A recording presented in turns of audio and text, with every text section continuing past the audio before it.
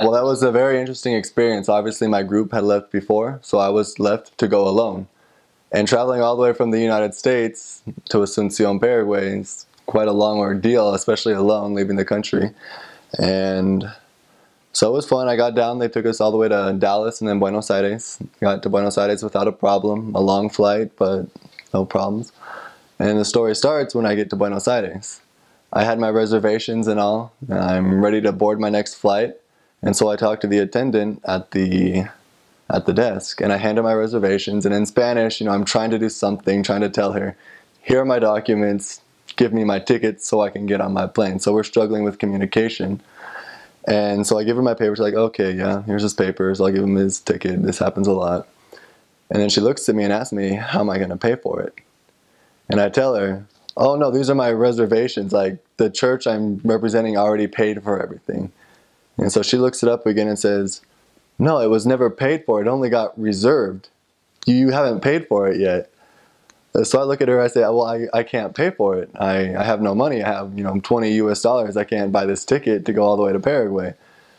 And she looks at me and says, well, you need to find a way because your visa is for Paraguay, it's not for Argentina. And you don't have a ticket to leave Argentina.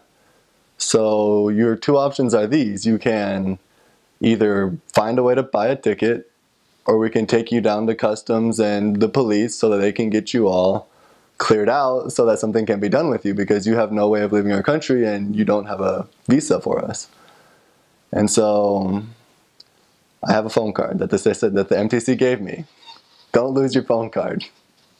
So I called Salt Lake City all the way from Buenos Aires, and I hear the guy pick up, hey, this is Elder Nelson, so-and-so mission, going here from there. And he says, all right, what can I do for you? He says, well, the church never bought my ticket, and so I need you guys to help me out and buy me a ticket so that they don't kick me out of here. And it was funny because in the background, the phone card said, you have 1 minute remaining on your phone card. The other man heard it too, that was in Salt Lake. He says, okay, I see what's going on. Give me all the information you can. I tell him my original flight number that I was supposed to take, what terminal I'm in and where I'm at, what mission I'm going to and everything. And then the phone just dies out.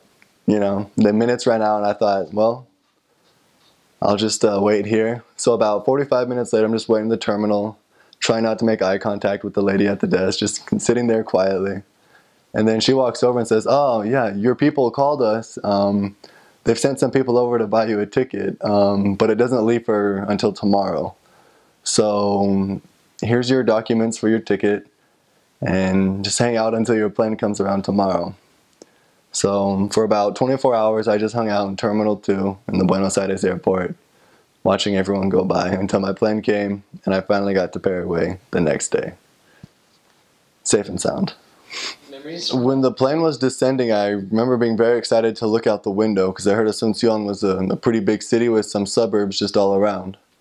And I was surprised. We came in about 4 in the morning, and I was looking for the lights when we started descending. And I looked down thinking, oh, it's probably still a little farther up, a little farther up. And I keep on looking down and thinking, there's no lights here. We're in the giant, 2 million person city and it's pitch black.